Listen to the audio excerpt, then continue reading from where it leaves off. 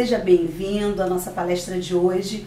Eu tenho certeza que o conteúdo que a gente está trazendo agora vai ser de grande valia para a sua vida, vai te ajudar a alcançar a autonomia, que é o objetivo desse congresso, para que você tenha protagonismo na sua vida. Bom, eu quero deixar alguns recadinhos importantes aqui antes da gente começar a nossa aula de hoje. Primeiro, os certificados. A gente tem recebido vários e-mails perguntando sobre certificados. Sim, a gente vai ter emissão de certificado ao final do congresso. São dois tipos de certificado. Certificado por cada palestra ou um certificado completo do congresso inteiro. Mas, pessoal, vocês vão assistir as palestras de maneira totalmente gratuita e online, mas quem quiser emitir o certificado esse ano é terceirizado, então quem quiser adquirir o certificado vai pagar uma pequena taxa e vai fazer a sua emissão, já vai imprimir automaticamente em PDF ou jogar no seu computador, vai fazer um cadastro, já vai emitir o seu certificado. Basta clicar no link que a gente vai deixar embaixo de cada vídeo. Então, no final dessa palestra, abaixo do vídeo vocês vão encontrar o link para emissão do certificado, ok? Bom, o segundo recadinho é que como a gente está fazendo a apresentação das nossas palestras, entrevistas e minicursos aqui pelo YouTube, vocês podem curtir, vocês podem compartilhar e vocês podem deixar um comentário aqui embaixo. Nas palestras e entrevistas, que a gente não vai ter o palestrante ao final conversando com vocês, vocês podem deixar um comentário aqui embaixo do vídeo que a gente encaminha para o palestrante, ou ele entra aqui, posta e conversa com vocês, e isso não de maneira síncrona, não vai ser logo após a palestra ou a entrevista. Nos casos das oficinas, dos minicursos, a gente vai ter o professor ao final conversando com vocês. Então vocês vão poder colocar os comentários lá diretamente, conversar com ele, tirar todas as suas dúvidas. Então, curte o vídeo, compartilha, deixa seu comentário e, obviamente, se você precisar, emita seu certificado. Boa palestra para todos. Tchau, tchau. Olá, aqui é Dolores Afonso do Congresso de Acessibilidade.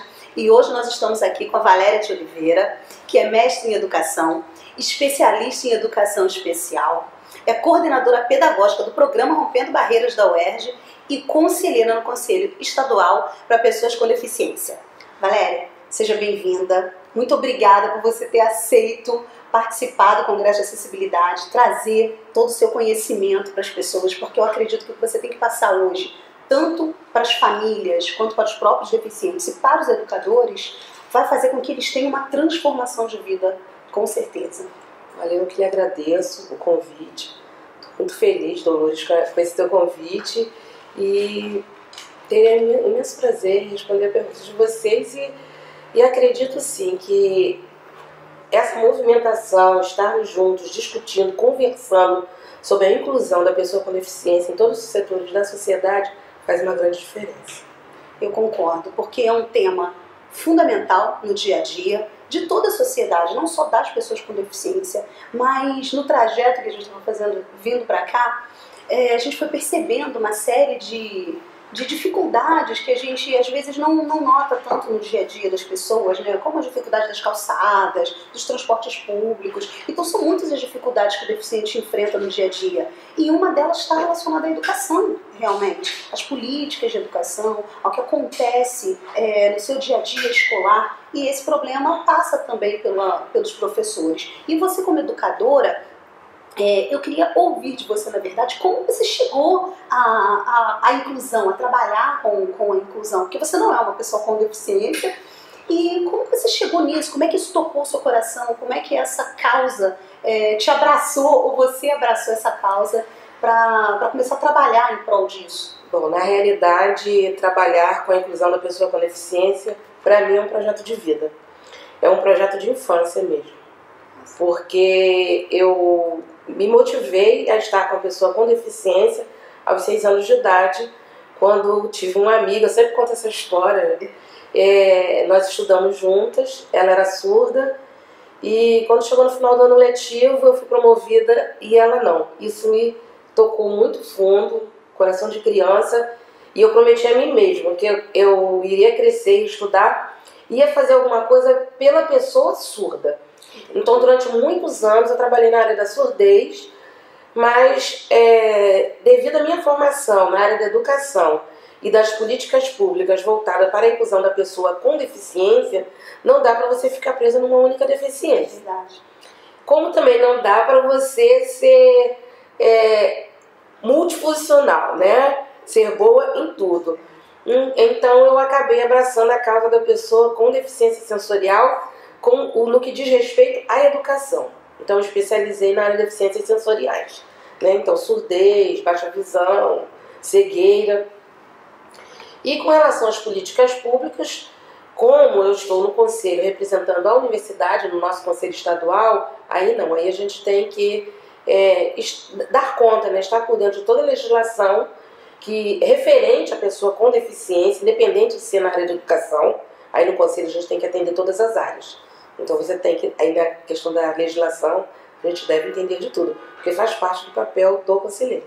É verdade, isso era uma coisa que eu queria te perguntar realmente. Você fazendo parte do Conselho Estadual, como é que tem sido essa criação, esse desenvolvimento, elaboração de políticas públicas, a aplicação, o acompanhamento disso junto às instituições de ensino, junto aos educadores? Eu estive em julho e agosto num evento, porque Nova Friburgo, onde eu resido, é um dos polos nacionais de educação inclusiva. E lá eles fizeram recentemente 2 encontros com os educadores, gestores escolares, né? Sobre a educação inclusiva em toda a região serrana do Rio. Então foram vários municípios, representantes de vários municípios. Eu estive lá para acompanhar o projeto e também para apresentar o congresso, convidar os educadores a participar. Teve uma recepção ótima, realmente agradeço muito o espaço que eles ofereceram. E eu estive ali em contato com eles e percebi a dificuldade que eles têm no dia a dia de aplicar determinadas políticas, como, por exemplo, a legislação que garante ao aluno o direito de estar numa escola dita regular. Eu, particularmente, não gosto muito dessa expressão. Eu acho que a escola tem que ser escola de qualidade para todo mundo e que, na minha opinião, não deveria existir uma escola especial e uma escola regular. Eu acho que os alunos têm que estar próximos, as crianças, os adolescentes, os adultos têm que estar próximos, convivendo com a diversidade.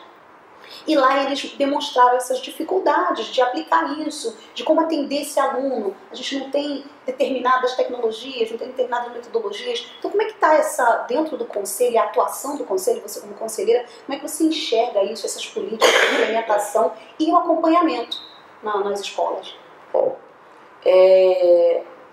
existem assim níveis diferentes de atuação, né? Uma coisa é a legislação. Nossa legislação é uma legislação excelente, sim, mundialmente reconhecida, se dita como a melhor, voltada para a pessoa com deficiência. Entretanto, nem tudo que está na lei é cumprido.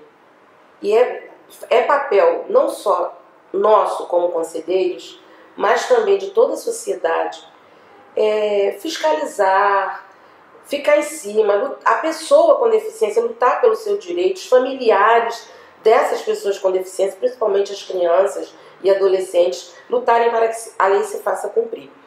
E uma vez que é detectado algo que está irregular, o conselho deve ser notificado. Inicialmente, se a instância é municipal, ao conselho municipal da sua cidade. Se a cidade não tem conselho municipal, aí recorre ao estadual.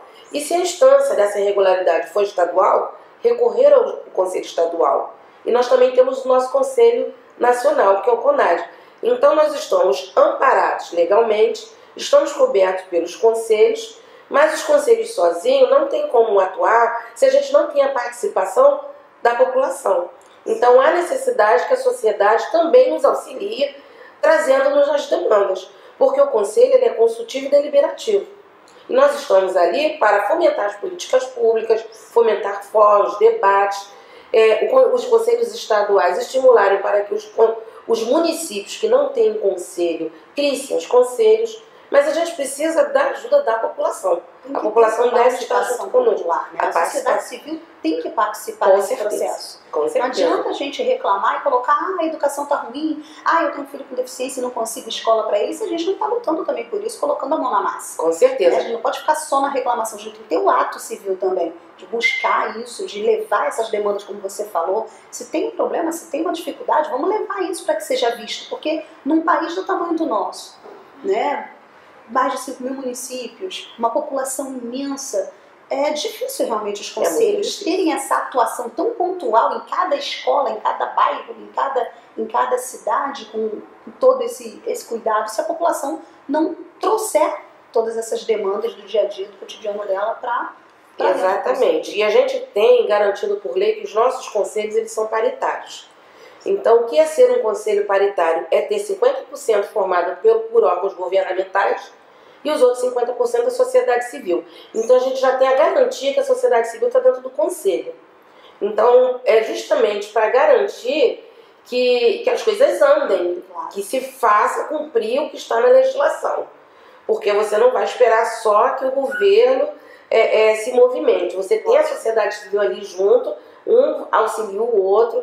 É fato que é da alçada do governo criar as leis e ver as questões legais voltadas para o governo. Mas a gente tem a sociedade civil junto dentro do conselho. Por isso os conselhos paritários. Então, se a gente tem toda a sociedade conosco, trazendo-nos as demandas, tanto na área educacional, quanto na saúde, trabalho, transporte, há necessidade de que essa demanda chegue nos conselhos. Todos eles. Até porque a legislação ela é feita em prol das demandas sociais. Com certeza. Né? Baseada nessas demandas, nessas necessidades que a sociedade tem. Se essas necessidades não chegam até esses poderes, é impossível que essas legislações sejam criadas e implementadas da maneira correta, da maneira necessária para que a sociedade alcance realmente um nível de inclusão que seja aceitável. Porque hoje nós não temos um nível de inclusão aceitável. Né?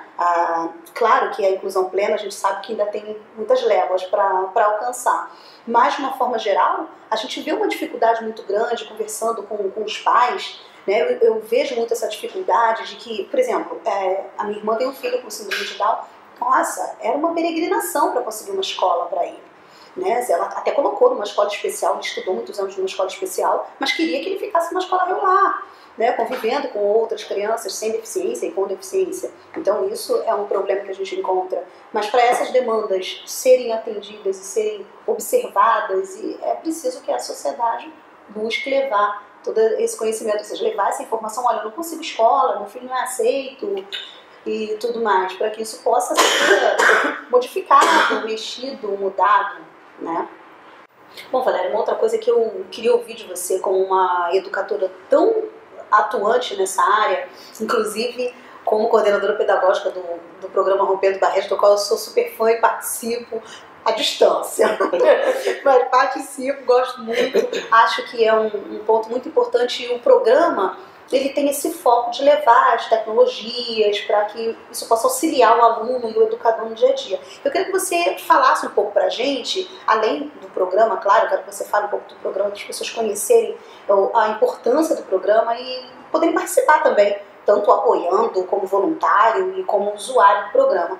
Mas eu queria que você falasse um pouco, tanto para os educadores como para a própria pessoa com deficiência, que tipo de metodologia, de tecnologia assistiva pode ser utilizada para que a educação se torne realmente mais acessível e mais inclusiva para a pessoa com deficiência.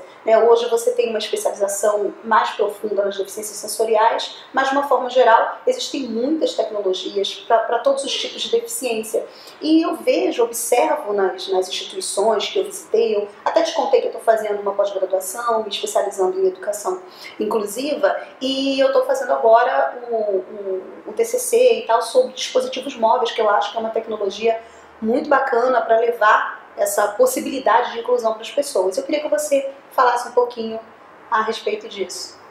Bom, o Rompendo Barreiras ele tem 26 anos e desde sempre vem buscando novas alternativas para a inclusão da pessoa com deficiência. Inicialmente, os nossos alunos com deficiência da universidade, mas a gente também estende à comunidade externa, porque o Rompendo Barreiras ele é um projeto de extensão também, né? Tem projetos de extensão, e o que significa ter um projeto de extensão é você estender suas atividades para a comunidade além de UERJ. E a partir de 2012, quando eu iniciei minha pesquisa de mestrado, nós efetivamente buscamos essas novas tecnologias de inclusão voltadas para o ensino online. Então essa iniciativa, que foi do meu mestrado, acabou fazendo com que eu me interessasse e descobrisse novas alternativas de inclusão para a pessoa com deficiência. Como hoje em dia tudo se faz online, nós devemos garantir a inclusão de todas as pessoas com deficiência a utilizar dispositivos móveis e não móveis. Então, há necessidade de sempre estar fazendo pesquisas para descobrir novas alternativas, novos softwares, novas ferramentas que garantam a inclusão da pessoa com deficiência. Eu mesma, há uns anos atrás, tive a necessidade de usar um software que garantisse que os meus textos acadêmicos fossem digitalizados sem que eu necessitasse dar meus membros superiores. Então, eu utilizava somente comando de voz. Usei um software proprietário. Hoje, a gente já encontra isso gratuitamente na rede. É verdade. Né? Então, você dita o texto e o computador executa o seu texto, normalmente por escrito, sem que você utilize os braços para digitalizar. Pessoas que têm, são paraplégicas, por exemplo, e não conseguem falar, elas têm condições de utilizar o computador com o piscar dos olhos, configurando a íris dos seus olhos na tela do seu computador. Pessoas com deficiência visual, elas têm, se tem baixa visão, elas têm o recurso de ampliar uma tela. Se elas não enxergam, pode usar um leitor de tela para fazer a leitura dos seus textos. Agora, quem configura suas páginas deve tomar cuidado para tornar suas páginas acessíveis. Isso é um grande problema. Exatamente, porque se você não está impedido de usar o recurso de imagem, você não está impedido de usar um recurso de flash. Você não precisa deixar a sua pasta sem graça. Você quer uma pasta bonita, colorida, com imagens, fotografias, gravuras. Todos são livres para criar sua página da forma mais artística e criativa possível, desde que utilize os recursos de acessibilidade que existem. Então você vai vincular as suas imagens à descrição da sua imagem. Porque a pessoa que fizer uso do leitor de tela, quando o seu software passar por aquela página, ele vai fazer a leitura da descrição daquelas imagens. Exatamente. Se você quer inserir um vídeo, tente inserir um vídeo que tenha audiodescrição, para que esse vídeo seja acessível também para quem não vê. Exato. Agora, se você vai fornecer um recurso de vídeo com áudio, você não pode esquecer que existem pessoas que não escutam. Então, há necessidade de você ter o recurso da legenda em Libras. Mas você também não pode esquecer que alguns surdos não dominam Libras. Então você deve ter o recurso da legenda. Então é uma série de informações que você deve dominar para tornar o seu ambiente online acessível. Verdade, isso foi uma preocupação imensa para fazer o congresso de acessibilidade, porque, nossa, a gente não pode lançar um congresso de acessibilidade sem acessibilidade. Exatamente, né? Então a gente procurou tornar o site o mais acessível possível, inclusive falando dessas tecnologias, nós conseguimos colocar tanto o WebLibras quanto o Ribenar, que são dois leitores, né, eles traduzem todo o texto do site para Libras, então aparece lá um avatar fazendo a tradução para Libras, então a pessoa que é surda e domina Libras, ela pode acompanhar todo o texto que é traduzido, e aquele que domina o português pode ler simplesmente o texto que está no site. Então, além dos recursos que eu já mencionei, voltado assim, para a área de educação e também alguns ambientes online que querem atingir a pessoa com deficiência intelectual e a pessoa com dificuldade de comunicação, nós também temos esses recursos de comunicação alternativa, alguns símbolos que podem representar textos, frases. Então, se você quer atingir uma pessoa com deficiência intelectual, você já vai utilizar um texto mais simples, não muito rebuscado, que é para você pôr um auxílio de imagens, auxílio de mapas conceituais, esquemas. Então, todos esses recursos vão favorecer você atingir o maior número possível de pessoas. Inclusive, você vai conseguir compartilhar a sua informação com pessoas que ainda não têm o recurso da leitura. As pessoas que ainda não são letradas. Então, você torna o seu ambiente acessível para todos. E é essa a intenção quando se fala em acessibilidade. Não é você pensar somente na pessoa com deficiência, mas pensar que o seu ambiente online deve estar acessível para todos. Exato, que as pessoas têm necessidades educacionais especiais e que, na verdade, quando a gente fala em acessibilidade, é isso, é estar acessível para todos, tanto para as pessoas que não têm uma deficiência, quanto para aquelas que têm alguma necessidade especial, seja uma pessoa que tem uma lentidão na leitura, lê mais devagar, ou como você falou, uma pessoa que tem alguma deficiência intelectual, e com isso esse texto precisa estar adaptado a essa realidade para que ele compreenda da maneira completa a mensagem que você quer passar, e também todas as ferramentas estarem adaptadas, que isso é uma dificuldade enorme quando a gente fala na educação à distância hoje ainda, apesar de eu ser adepta totalmente à educação à distância, sou usuária, totalmente aluna nessa área, e professora também na Fundação Getúlio Vargas, e a gente encontra essas dificuldades, as barreiras, como você falou, dos sites não estarem preparados, os ambientes virtuais de aprendizagem não estarem preparados, mesmo o Moodle, que é uma plataforma super acessível e a mais utilizada no mundo, ainda tem as dificuldades exatamente no momento da inclusão, de você não colocar aquela funçãozinha da descrição ali, todos esses detalhes que precisam transformar esse ambiente em algo que todos possam usufruir. E isso também precisa acontecer dentro da sala de aula, numa sala de aula física. Eu estive conversando com um professor, um educador recentemente, e ele estava me falando que teve um aluno surdo, que ele conseguiu trabalhar, tinha um intérprete em sala que ajudava, acompanhava, que ele chegou numa outra série, teve um aluno com deficiência visual, que ele também conseguiu acompanhar e tal, mas que quando chegou numa determinada série inicial e ele teve um aluno surdo, cego, ele não conseguiu fazer por aquele aluno o que ele queria.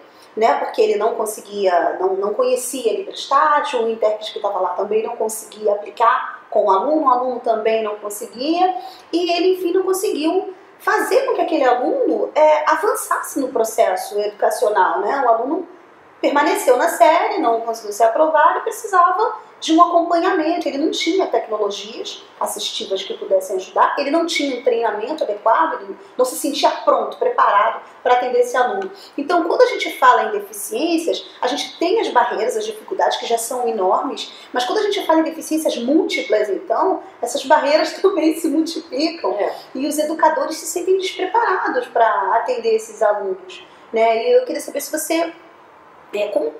quais são as dicas, não só para as deficiências múltiplas, mas quais são as suas dicas, o que você traz para esse educador, o que ele pode aplicar, onde ele pode buscar conhecimento, capacitação, o que ele pode fazer, que tipo de tecnologia ele pode trazer para a sala de aula dele, como ele pode modificar esse ambiente e tornar ele mais inclusivo para que ele possa se sentir realmente um educador que consegue os resultados que todo educador almeja, que é fazer com que aquela criança progrida, aquele adolescente, e que alcance realmente a sua realização plena.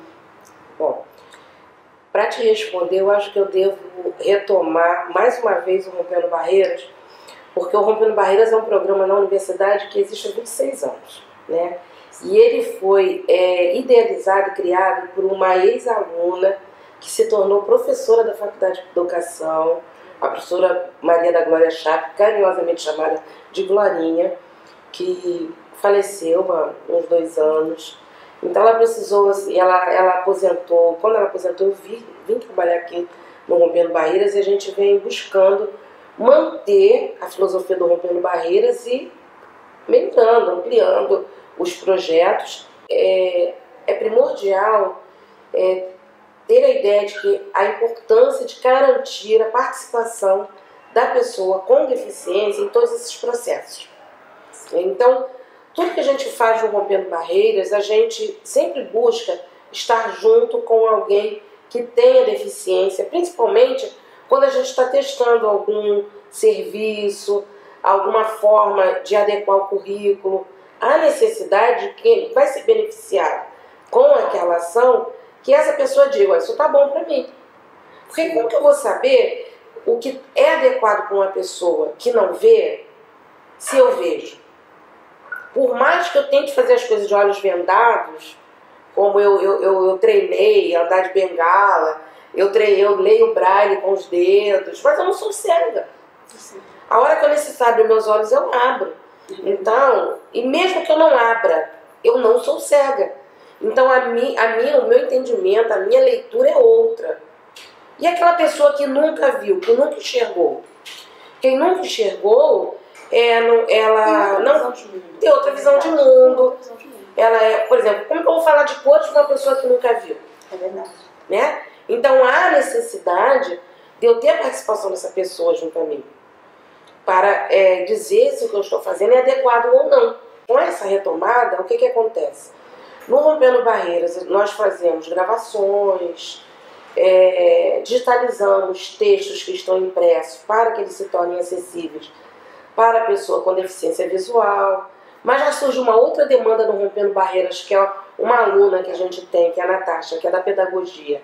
Ela tem paralisia cerebral, que é uma deficiência física, que teoricamente não teria nenhum problema visual. Só que ela se sente mais à vontade quando se faz as leituras com leitor de tela, que é um software utilizado por uma pessoa com deficiência visual. Se ela se sente à vontade com essa leitura, por que não propiciar isso para ela? Então a gente também digitaliza livros para a Natasha, que é uma pessoa que não tem deficiência visual, mas ela consegue perceber muito melhor o seu texto se ele for digitalizado e ela conseguir escutá-lo. Então a gente vai sempre buscando essas alternativas e vai adequando ao currículo a necessidade do aluno. Então por isso que a gente não tem uma receita como uma receita de bolo, aquilo pronto. Então, embora tenhamos equipamentos, tenhamos técnicas voltadas para determinada deficiência, sempre acontece de necessitar de um ajuste, de necessitar de uma atenção, de necessitar de algum recurso individualizado. Uma coisa que a gente também deve deixar clara, quando a gente fala de tecnologia assistiva, a gente não está falando só de equipamentos tecnológicos. Ou recursos outros também são considerados tecnologias assistivas. Para uma pessoa que não vê, um cão-guia é uma tecnologia assistiva. Para uma pessoa que não escuta, o intérprete de Libras é uma tecnologia assistiva. Um texto em braille é uma tecnologia assistiva. Se você utiliza um tablet ou um smartphone com um leitor de tela, aquele leitor de tela é a tecnologia assistiva. Se você usa um ampliador de tela, é a tecnologia assistiva necessária para a pessoa que faz uso dessa tecnologia. Então, a tecnologia serão formas, recursos, o que for necessário para garantir a melhor qualidade de vida da pessoa com deficiência. Isso tem que ficar muito claro, porque as pessoas acreditam que acessibilidade é só acessibilidade física, sim, em espaços físicos, e tecnologia assistiva é referente a algo tecnológico que envolve a internet, por exemplo. Exato, só aparelhos. Não, né? Então, nisso. A tecnologia assistiva é tudo que for garantir essa melhor condição de vida e inclusão, né? A acessibilidade da pessoa com deficiência. E a acessibilidade não é somente acessibilidade a espaços físicos. Então nós temos acessibilidade à comunicação, informação, ajudas técnicas, temos acessibilidades físicas, sim, claro. Acessibilidade de meio de transporte, todos, inclusive os aéreos e os aquaviários. Então a acessibilidade é uma gama, bem ampla, né? E é para todos.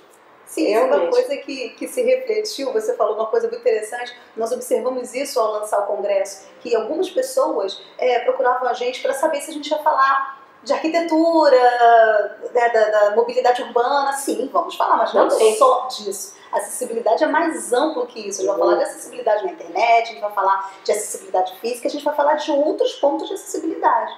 Né? Ou seja, como você falou, a comunicação, a informação, ao mercado de trabalho, que também é uma dificuldade. Então são muitos pontos. Mas dentro da acessibilidade à educação, que é um ponto primordial, acho que é o início para que a pessoa com deficiência tenha realmente qualidade de vida, alcance os seus sonhos, realize os seus objetivos, chegue lá no mercado de trabalho capacitada, qualificada para assumir uma posição, galgar degraus na sua carreira, que isso é uma reclamação imensa das empresas, de não encontrar esse profissional, a educação é o ponto de partida para que isso aconteça, a família, a escola, né, a sociedade ali no seu entorno é um ponto de partida para que isso efetivamente se consolide ao longo do tempo e a pessoa alcance uma qualidade de vida plena. E esse é um dos focos do Congresso, que a gente está trazendo vários pontos que buscam trazer qualidade de vida para a pessoa em diversos setores da sua vida. Não somente, como você falou, na acessibilidade física, da rua está preparada para ela, ou do transporte público está preparado para ela, mas de uma forma geral para que ela consiga alcançar em diversos setores da sua vida a plenitude, que é isso que a pessoa quer. O objetivo de todo mundo é ser feliz. E para a gente ser feliz é preciso que a gente alcance determinados objetivos e sonhos na nossa vida. Então esse é o objetivo principal do Congresso, que a gente consiga levar essa transformação de vida para as pessoas. E dentro da área educacional ainda, que eu acho que esse universo, você como educadora, eu também como educadora, isso é um universo que mexe muito com a minha cabeça, eu acho que é fundamental todo esse contato do educador com essas metodologias, com essas tecnologias, e ele compreender, como você disse, que não são só recursos tecnológicos, existe uma série de outros recursos, que às vezes conversando com o educador, com o professor de uma forma geral, ele fala, nossa, mas eu não tenho tal recurso na minha instituição. Mas, nossa, existem recursos que nós podemos produzir para que o aluno tenha uma maior qualidade no ensino. Nós podemos produzir determinados recursos de menor tecnologia, né, de baixa tecnologia, vamos dizer assim, para que o aluno consiga alcançar aqueles objetivos educacionais, os objetivos de vida e tenha realmente uma participação plena na sociedade. Porque ainda há na mente da nossa sociedade o pensamento de que o deficiente ele é uma pessoa inútil, ele é uma pessoa que não vai contribuir com a sociedade, que sim vai precisar que a sociedade faça por ele. Quando vem que a pessoa com deficiência fazendo algo assim que é normal para qualquer pessoa fazer, acho, nossa, ele é super dotado, nossa, como é que pode, como é que consegue? Tem gente que ainda se surpreende com uma pessoa cega que usa um smartphone, com uma pessoa cega que tem e-mail, responde e-mail, escreve e-mail. Perguntam isso para mim, como baixa visão. Nossa, mas como é que você consegue conversar no Facebook? Como é que você consegue usar o computador, o iPad? Eu falo que o iPad foi um divisor de águas para mim, né? Porque tem uma tecnologia já vem incluída, né? Nossa, excelente, ajuda em uma série de funções, tanto para trabalhar quanto para estudar e para diversão. Interação. Eu recebi esses dias um e-mail de um rapaz que se inscreveu no Congresso e ele falou, eu queria dar uma dica para vocês, eu queria dizer que o deficiente também precisa se divertir. Eu falei, é verdade. A gente às vezes não se preocupa com isso, acha que a acessibilidade, a função é a gente fazer com que ele consiga estudar, consiga trabalhar, mas nossa, ele tem que ter lazer, cultura, acesso ao lazer, ele tem que se divertir também, tem que ter a sua vida amorosa, sexual, social, funcionando plenamente também. É uma pessoa normal, né? Como é uma pessoa. Exato, é isso que eu digo, não existe. É uma pessoa. Como eu escuto às vezes de mães falando, não, eu tenho um filho normal e um filho deficiente. Não, você tem dois filhos. Você tem dois filhos. Então a normalidade, ela é relativa, né? É muito relativo, é muito relativo.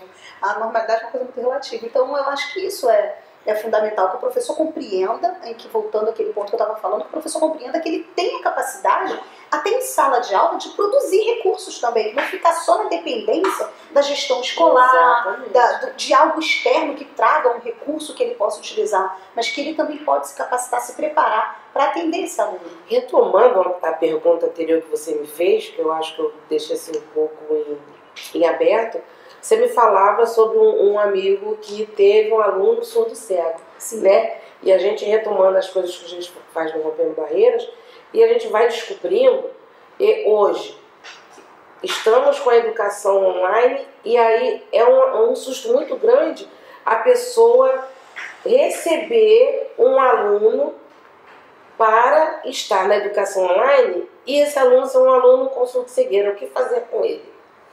Nada além do que já se faz com o aluno cego. Você usa o mesmo leitor de tela, só que você vai agregar à máquina desse aluno um outro recurso chamado linha Braille. Exatamente. Aí essa linha Braille ela vai ser acoplada à máquina desse aluno. O leitor de tela vai fazer o seu serviço como vai fazer para o aluno cego, vai ler a tela E conforme ela for fazendo essa leitura de tela, essa linha Braille vai levantando os pontos de acordo com o texto que ele está lendo e essa pessoa vai lendo em Braille. Exato, ao invés de converter para áudio, converte para o Braille. Ele vai converter para Braille, né? E não esquecendo que essa questão da surdo-cegueira não significa obrigatoriamente que esse aluno é totalmente surdo, totalmente cego. Sim. Ele pode ter uma surdez e uma baixa visão. Ele pode ser cego, mas ainda ter um mínimo de audição que ele consiga ampliar esse som com um aparelho auditivo.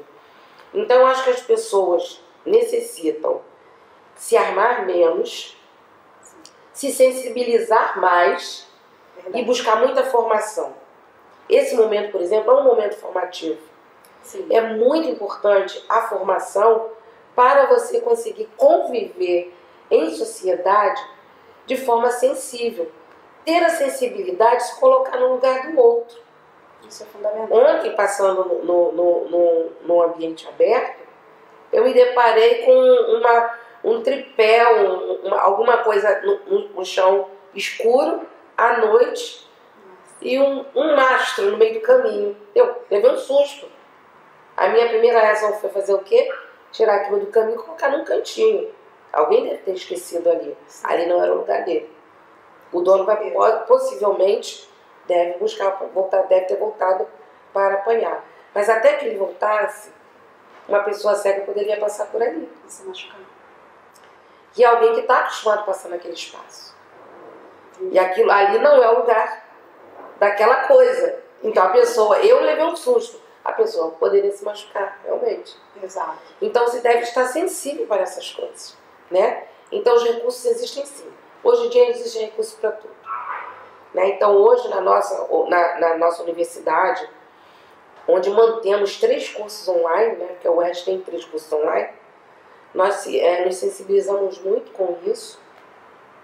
Eu, particularmente, por estar no Rompendo Barreiras, estou trabalhando junto à nossa subreitoria e tenho essa responsabilidade de tentar agregar essas necessidades e tentar dar conta da necessidade desses alunos. É óbvio que a gente não consegue fazer tudo de uma vez só, não se consegue fazer tudo sozinho, mas a gente precisa de alguém que sirva de intermediário para essa demanda, que escute esse aluno, que possa entender as necessidades desse aluno e tentar levar para quem é devido quais são essas necessidades, de que forma elas podem ser sanadas. Olha, eu queria te dar os parabéns por essa maratona de trabalho, não só na educação, mas em prol da inclusão no nosso país, de ter realmente uma sociedade mais justa, mais igualitária, porque se tem o costume de dizer que os direitos são iguais, mas as oportunidades ainda não são. Nós temos a legislação, como você falou, não é totalmente aplicada, na verdade, a gente não consegue ter a aplicação total disso, então os direitos são iguais, mas as oportunidades não são.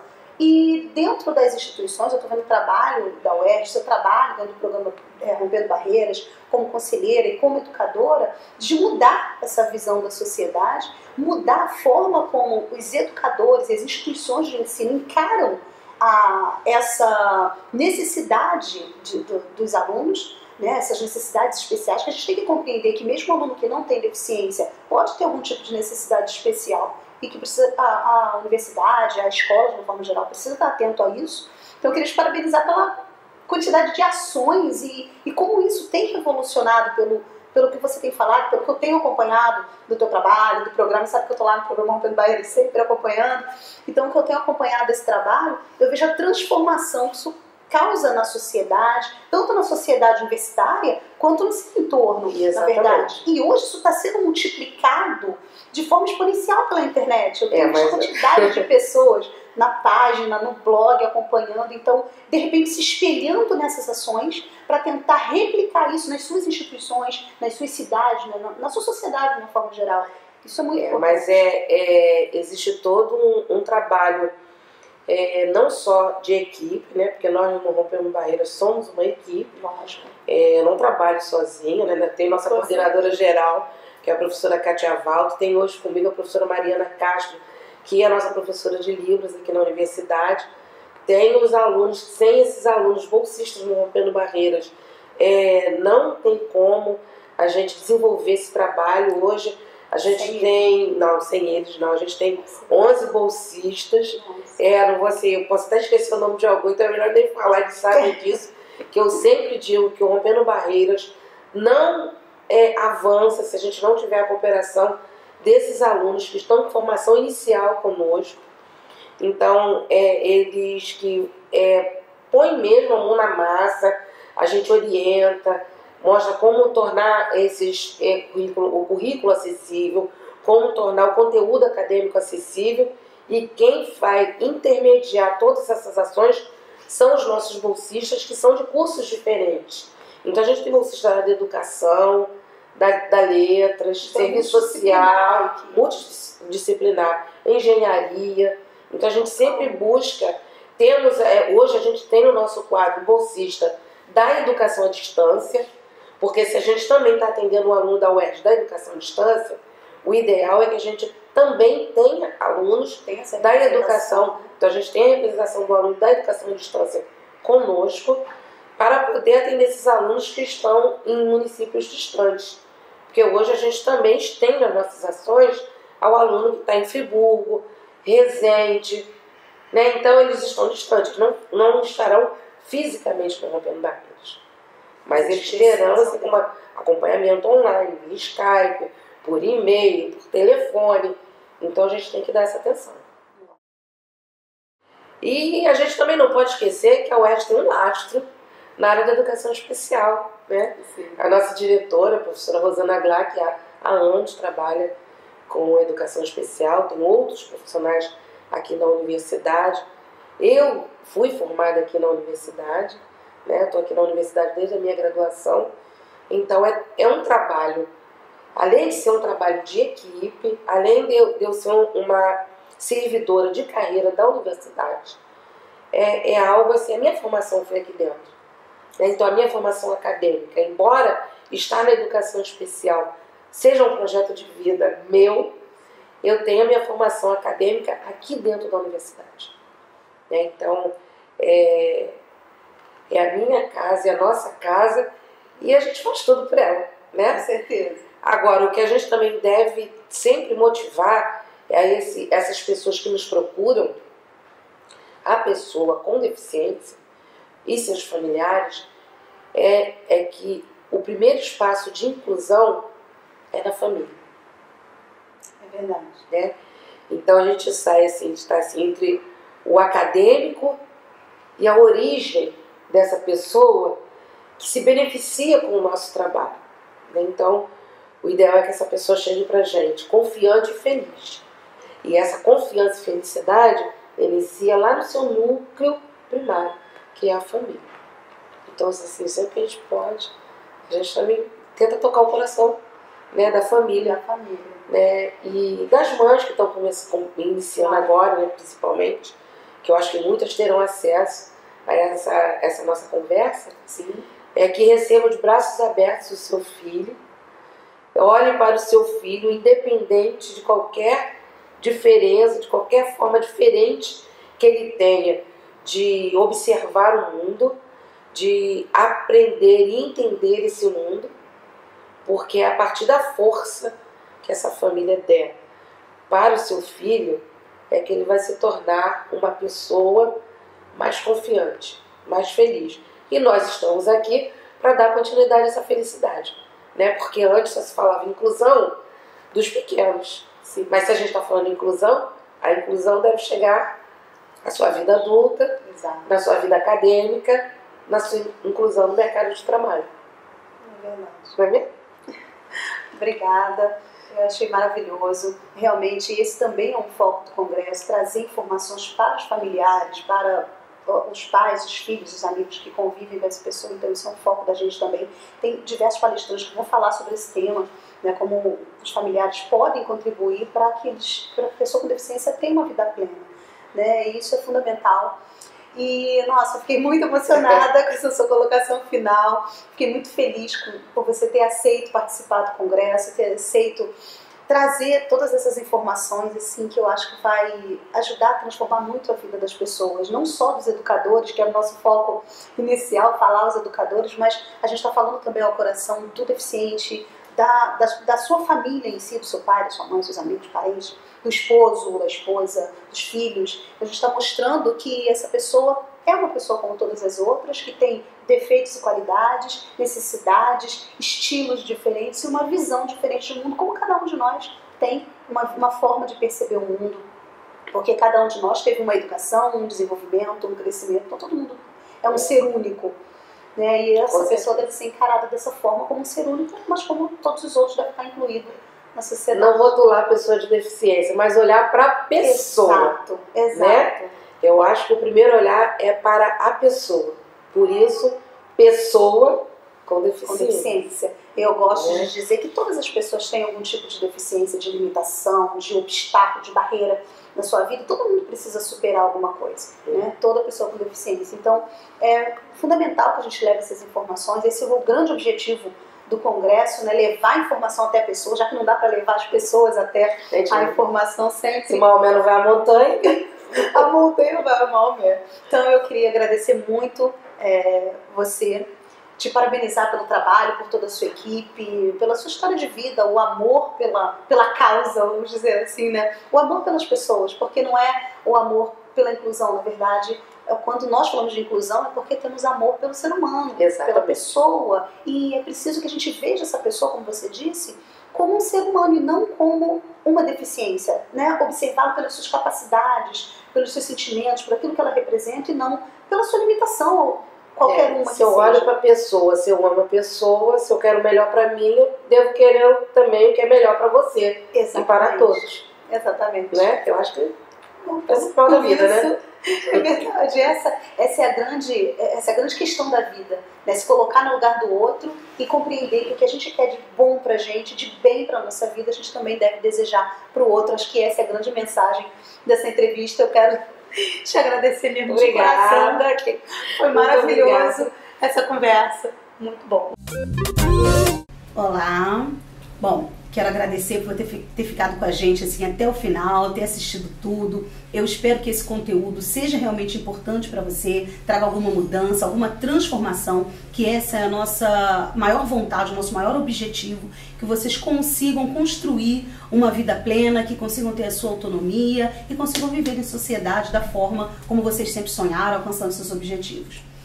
Chegamos ao final de mais uma apresentação. Eu fico muito feliz que o congresso está sendo um sucesso, o pessoal está gostando bastante das palestras. Peço que você deixe, mais uma vez, que deixe aqui o seu comentário, que curta, que compartilhe, porque algumas palestras a gente vai reprisar, a gente vai deixar por 24 horas disponível para vocês. Então, se você tem um colega, tem alguém que você acha que vale a pena encaminhar, manda para ele o link que ele vai poder assistir. E mais uma vez eu quero falar para vocês do certificado. Vocês podem emitir o certificado, aqui embaixo do vídeo tem o link, basta clicar, você vai preencher o formulário necessário, efetuar o pagamento de uma taxa e você pode emitir o seu certificado digital, seja ele da palestra específica ou do congresso como um todo. Claro que para emitir o certificado do congresso como um todo, vocês terão que ter uma determinada participação. E aí ele só vai ser liberado ao final do evento, ok? Espero que todo mundo tenha gostado e vamos à próxima palestra.